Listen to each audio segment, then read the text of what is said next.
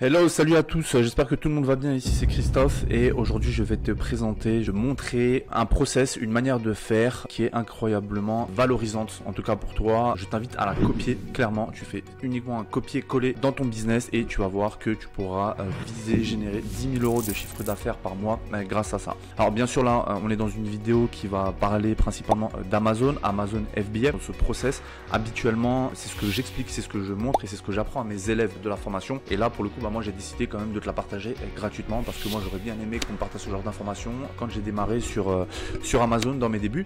Donc voilà pourquoi est-ce que j'ai préféré te la donner gratuitement, 100% gratuite, elle est pour toi. Copie, colle ma méthode dans ton business Amazon FBA et tu verras que tu pourras viser et générer 10 000 euros de chiffre d'affaires par mois. Donc ceci étant dit, on va démarrer tout de suite dans la vidéo. Amazon FBA, qu'est-ce que c'est? Amazon Fulfillment by Amazon, donc FBA. Eh bien c'est tout simplement que Amazon va s'occuper de l'entièreté de tes produits en logistique. Donc tout ce qui va être retour support client, tout ce qui va être logistique Amazon, donc l'entreposition de tes produits avant l'envoi du dernier kilomètre vers tes clients. Donc tout ça c'est Amazon qui va s'en occuper, tu n'auras absolument pas à t'en occuper et c'est là où est-ce que du coup pour moi le business model Amazon FBA en private label, donc en gros tu vends tes produits sous ta propre marque à toi, et bien pour moi ça c'est super puissant parce que c'est grâce à ça en fait que tu vas pouvoir te dégager énormément de temps et pour toi ensuite te concentrer uniquement sur du business, donc sur ton business Amazon, sur l'essentiel qui te fera gagner de l'argent. Donc on attaque tout de suite sur cette vidéo à forte valeur ajoutée. Copie-colle tout ça jusqu'à la fin et en plus de ça, reste bien jusqu'à la fin parce que à la fin je vais vraiment te montrer une petite astuce, une petite technique que je ne montre uniquement qu'à mes élèves lorsqu'ils ont rejoint mon programme d'accompagnement Amazon Cashflow. Donc reste vraiment jusqu'à la fin, tu vas voir que je ne suis pas certain que tu connaisses cette technique. Donc c'est parti, comment faire 10 000 euros par mois de chiffre d'affaires sur Amazon FBA. Ici là c'est toi, au début, eh bien il faut que tu puisses trouver un produit. Donc c'est vraiment le nerf de la guerre, hein. Le produit c'est vraiment ça qui va déterminer le destin de ton business. En gros si tu vas gagner de l'argent, tu vas en perdre et ça va être vraiment la recherche produit.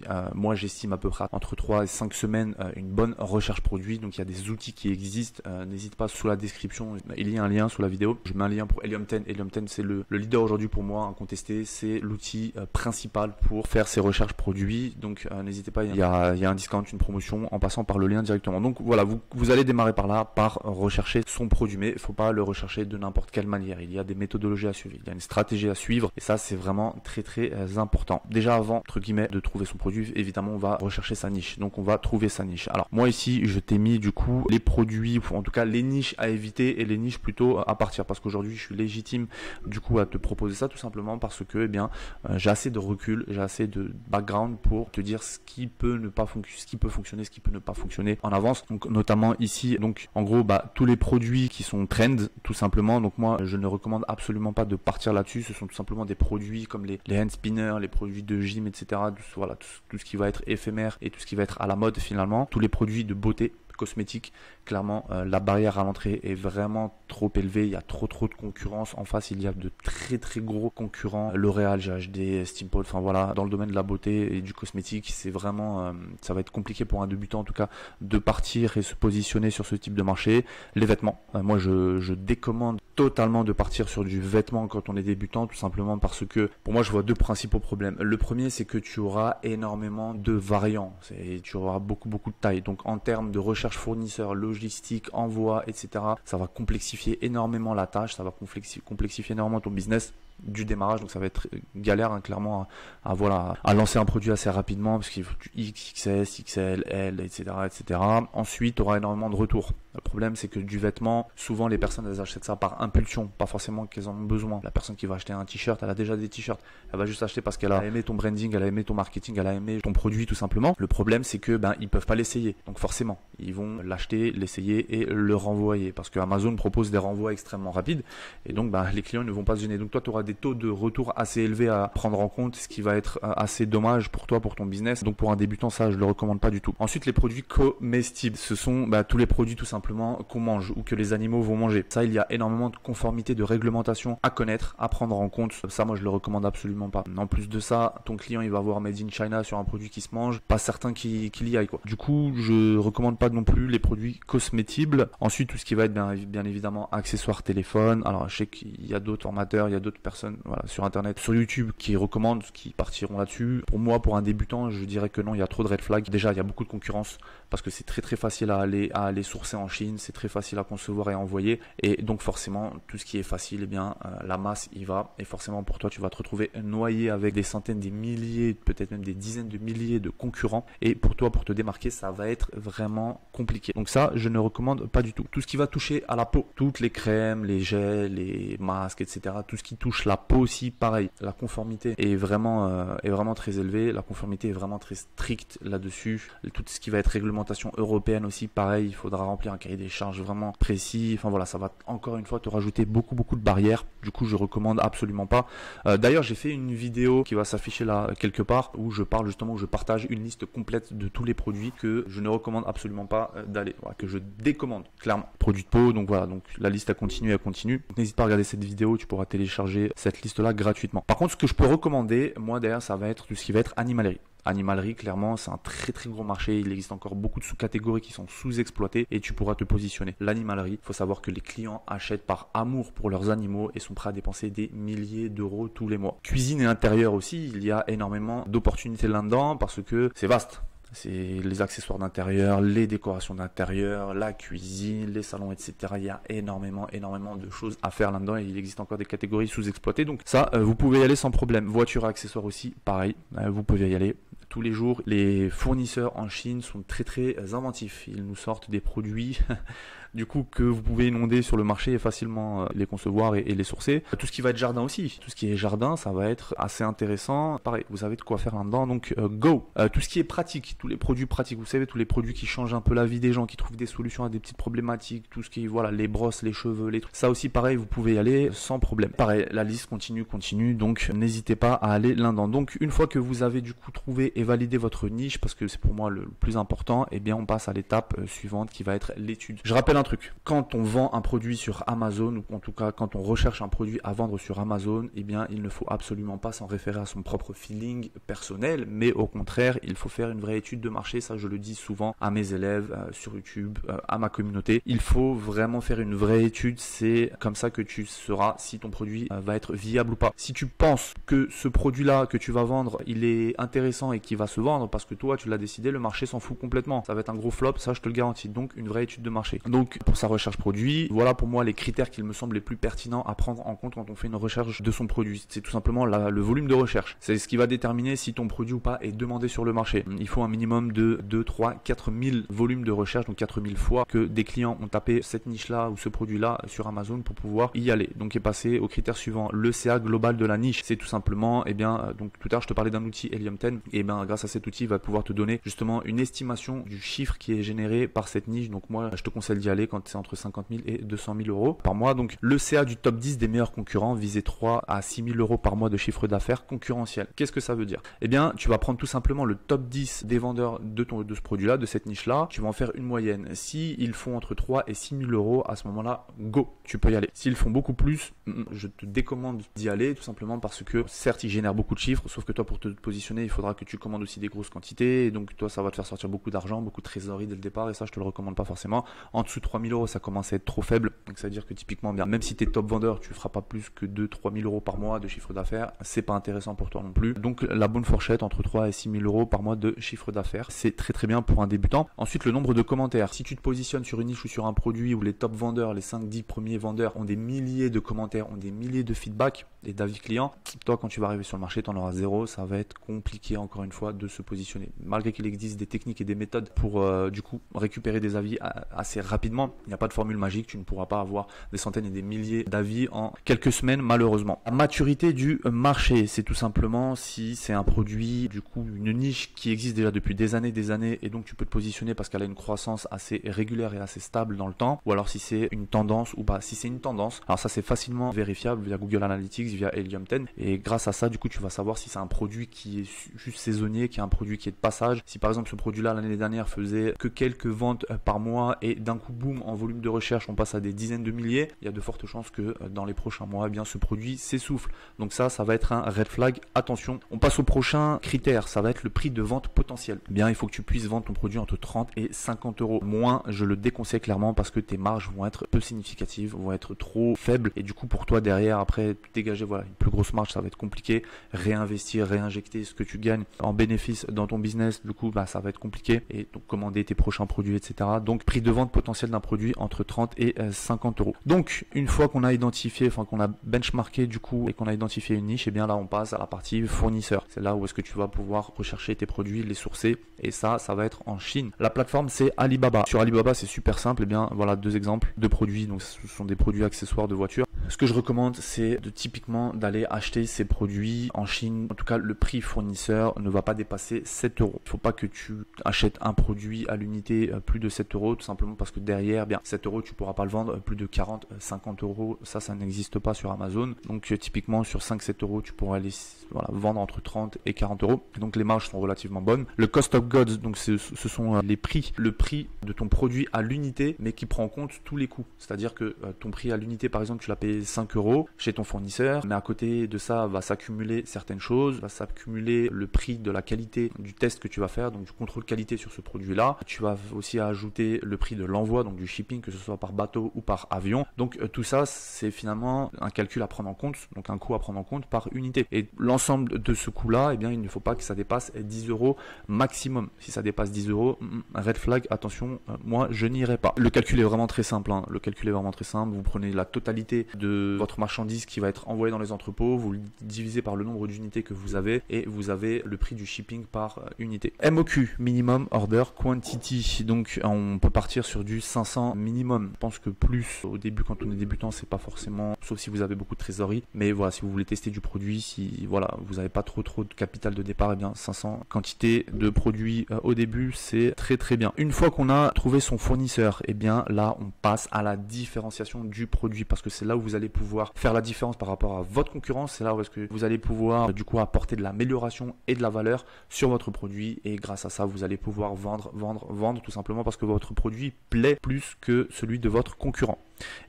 Comment est-ce qu'on différencie son produit? Tout simplement avec déjà une différenciation significative. Il faut vraiment que ce soit un aspect qui soit vraiment tangible et efficace de votre produit. Ça, c'est vraiment important. Que ce soit difficilement copiable aussi par votre concurrence, parce que si vous différenciez certaines choses qui sont facilement copiables par votre concurrence va s'en rendre compte, évidemment, c'est sa niche. Et du coup, demain, vous allez voir que on a copié votre produit. Donc, faites en sorte que ce soit difficilement copiable. Alors, comment se différencier? Alors déjà, ce qu'il ne faut pas faire ou ce qu'il ne faut pas penser comme une différenciation, la couleur. Clairement, c'est bidon.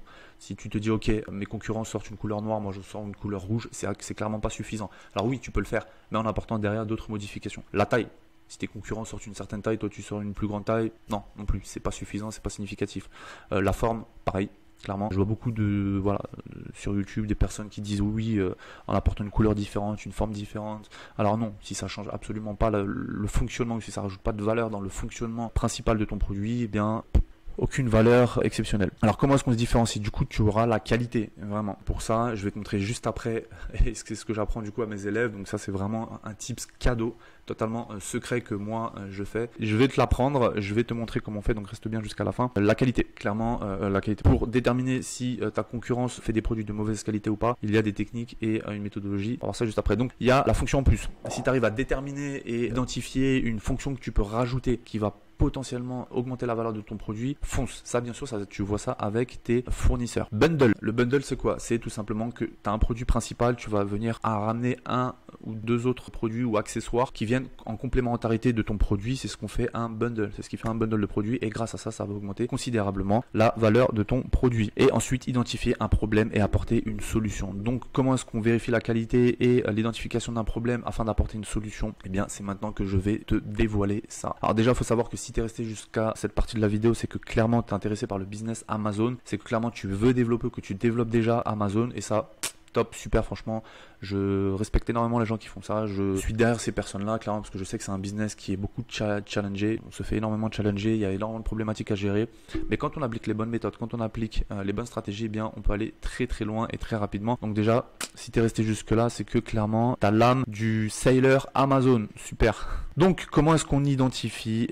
C'est les produits de ses concurrents pour identifier les pain points, comme on appelle, ce qui va être les lacunes de ta concurrence. Et grâce à ça, tu vas pouvoir identifier identifier potentiellement des solutions parce que tu as réussi à trouver les lacunes. Alors comment est-ce qu'on fait? Eh bien là je vais te montrer un petit exemple. Ok, donc j'ai pris un bracelet de montre en cuir. Ok, il y a énormément de variantes, donc comme on peut le voir, mais nous ce qui va nous intéresser ce sont le nombre de reviews. On voit qu'il y a 1500 reviews, on voit qu'il a 4 étoiles sur 5, donc c'est pas terrible parce qu'en général des très bons produits on est plutôt sur du 4,7, 4,8, 4,9 certaines fois. Là on voit qu'il est plutôt côté 4,1, donc il est peut-être en décroissance, mais en tout cas c'est grâce à ça, ces 1500 évaluations, qu'on va pouvoir identifier les lacunes de ce concurrent et donc pouvoir proposer grâce à ça une amélioration qualité ou une amélioration du produit tout simplement. Alors ce qu'on fait, c'est que grâce à l'outil Helium 10, le lien est sous la vidéo, eh bien on va pouvoir utiliser ici ce qu'on appelle, ça va être une recherche de commentaires tout simplement. Donc tu récupères l'ensemble des commentaires grâce à l'outil. C'est pas grave s'ils sont en français, s'ils sont en anglais, s'ils sont en allemand, on s'en fout parce que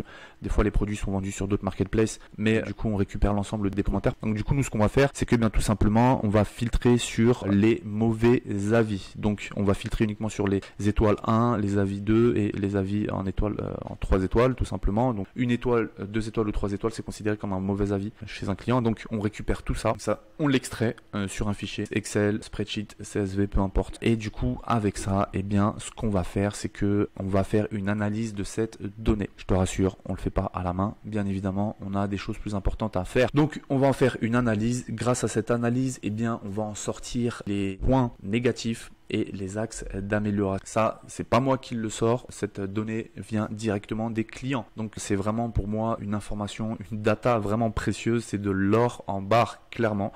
Et ça, je le fais à chaque fois que je veux identifier des solutions. On fait tourner tout simplement ChatGPT. Donc ChatGPT va être capable de consommer toute cette donnée. Tout simplement, on lui donne cette liste-là de tous les commentaires. On va lui demander deux choses. On va la faire traduire en français. Donc déjà, on lui dit de nous sortir le résultat en français. Donc première chose, on va lui demander, sors-nous tous les points négatifs qui ressortent le plus souvent. Fais-nous une liste de 10 points négatifs qui ressortent souvent. Donc il va parser.